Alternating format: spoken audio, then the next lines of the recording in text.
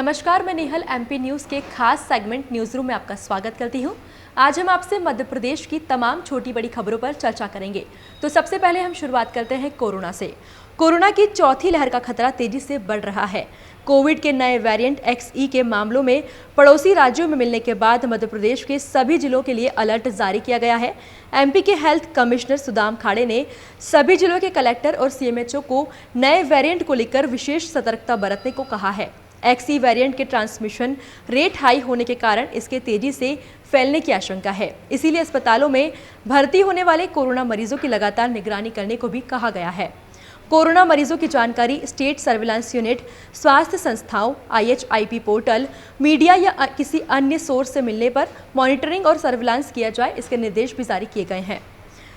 साथ ही जिलों में मिलने वाले मरीजों की कोविड टेस्ट के लिए RT-PCR सैंपलिंग कराई जाए और जिले में कोरोना मरीजों की संख्या बढ़ने पर ब्लॉक लेवल पर प्लानिंग कर निगरानी की जाए। कोरोना की जांच के लिए निर्धारित डेली टेस्टिंग टारगेट के अनुसार सैंपलिंग और टेस्टिंग कराई जाए, ऐसे भी निर्देश दिए गए हैं।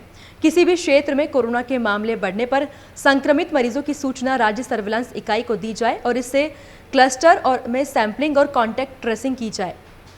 इसके साथ ही सर्विलांस गतिविधियां भी की जाएं। IDSP की डेली रिपोर्ट के साथ कोरोना मरीजों में होल जीनिंग सर्विलांस की जानकारी भी पोर्टल पर दर्ज कराई जाए। जिला स्तर पर कोरोना को लेकर डेली मॉनिटरिंग और समीक्षा की जाए।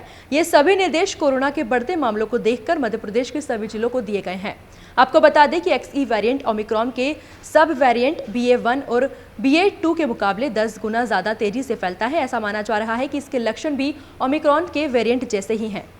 XE वेरिएंट में थकान, चक्कर आना, सिर दर्द, बदन दर्द, बुखार, खराश, दर्द, नाक का बहना और डायरिया के लक्षण महसूस हो सकते हैं। इसके अलावा XE से संक्रमित मरीजों को भी कोरोना की ही तरह सूंघने और स्वाद में कमी महसूस हो सकती है। अब हम बात करेंगे मध्य प्रदेश में मुख्यमंत्री तीर्थ दर्शन योजना को लेकर। आज यानी कि 19 अप्रैल से फिर से इस योजना का शुभारंभ किया गया है। CM शिवराज सिंह चौहान ने रानी कमलापति रेलवे स्टेशन से काशी विश्वनाथ तीर्थ यात्रियों को रवाना किया है और योजना का शुभारंभ किया है। यात्रा में भोपाल समेत सागर, सीहोर, विदिशा, रायसेन, टीकमगढ़ और दमोह के 900 से ज्यादा यात्री शामिल हुए हैं। प्रदेश की पर्यटन एवं संस्कृति मंत्री उषा ठाकुर भी यात्रियों के साथ गई हैं। ट्रेन दोपहर 1:30 बजे रवाना हो चुकी है।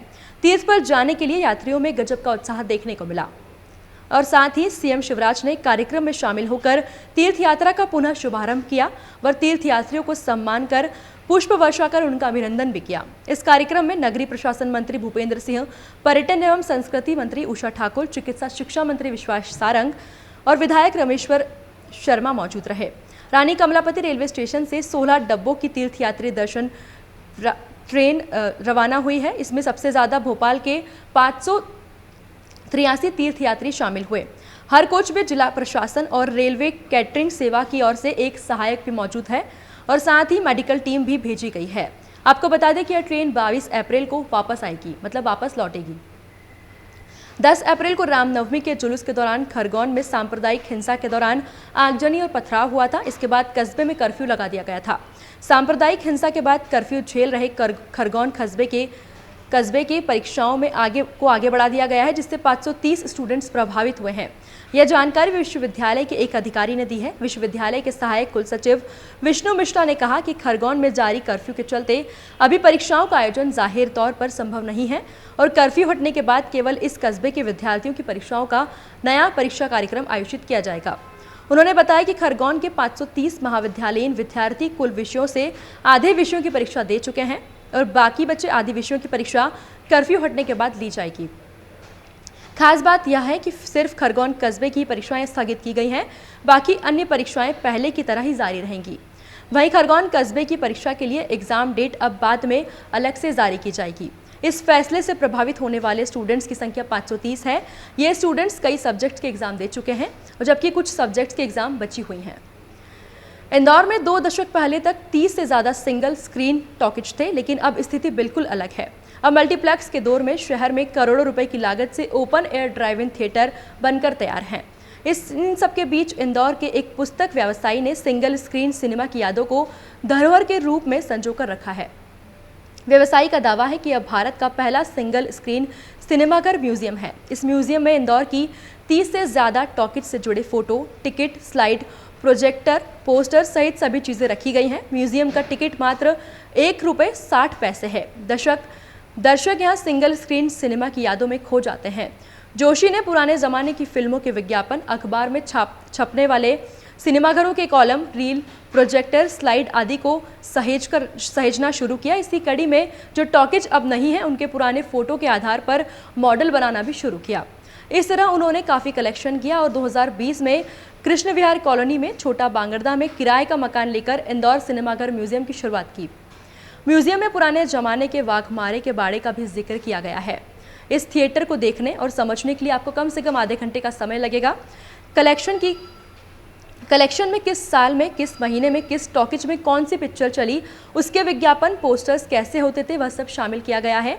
बता दें कि सिंगल स्क्रीन का दूसरा टिकट ₹3.20 का है, फिर बालकनी ₹5 और बॉक्स ऑफिस का टिकट ₹7 में मिलता है। संग्रहालय में प्रोजेक्टर के पर्दे पर कैसे फिल्म दिखती थी, उसे खुद वह प्रोजेक्टर पर चलाकर बताते हैं। तब इंटरवल में विज्ञापन के रूप में कौन सा स्लाइड चलाया जाता था और नई फिल्मों के ट्रेलर्स आदि को स्लाइड कैसे किया जाता था, यह भी बताया गया है। उनका कहना है कि करोड़ों की लागत का open air drive in theatre लोगों के लिए नया है, लेकिन गहराई में जाएं तो यह बहुत पुराने दौर का है। जब टॉकीज नहीं होते थे तो लोग खुली हवा में ही फिल्म देखना पसंद करते थे। जोशी के पास 1917 से लेकर 2000 के दशक तक का कलेक्शन है। मध्य प्रदेश के मुख्यमंत्री शिवराज सिंह चौहान एक बार फिर सीढ़ियों से फिसल कर गिर गए। आपको बता दें कि मामा जी पिछले 2.5 महीने में दूसरी बार गिरे हैं, जिसके बाद कांग्रेस ने उनकी चुटकियां लेना शुरू कर दी है। सीएम शिवराज 18 अप्रैल को उत्तराखंड के भारतीय जनता पार्टी के राष्ट्रीय सह संगठन महामंत्री शिव प्रकाश के भतीजे के रिसेप्शन में पहुंचे थे, जहां उनका पैर फिसला और वे गिर गए, जिसके बाद साथ चल रहे सुरक्षाकर्मियों ने उन्हें उठाया और फिर सभी चल दिए। 2.5 महीने पहले भी वे फिसल गए थे, तब उनके पैर में चोट आई थी। जिस समारोह में सीएम शामिल होने गए थे, वहां कई राज्यों के बीजेपी के मुख्यमंत्री भी शामिल हुए थे और कई बड़े नेता भी मौजूद थे।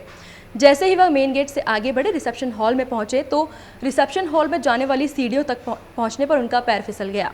शिवराज सिंह चौहान को उत्तराखंड बीजेपी के प्रदेश अध्यक्ष मदन कौशिक और सुरक्षा कर्मियों ने तुरंत उठाया। उठने के बाद सीएम मुस्कुराए और फिर चल दिए। इसी के साथ अभी के लिए इतना ही। मध्य प्रदेश की तमाम छोटी बड़ी खबरों के लिए देखते रहिए एमपी न्यूज।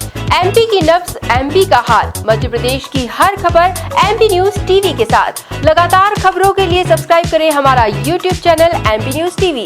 लेटेस्ट अपडेट्स के लिए बेल आइकन दबाना जरा भी न भूलें।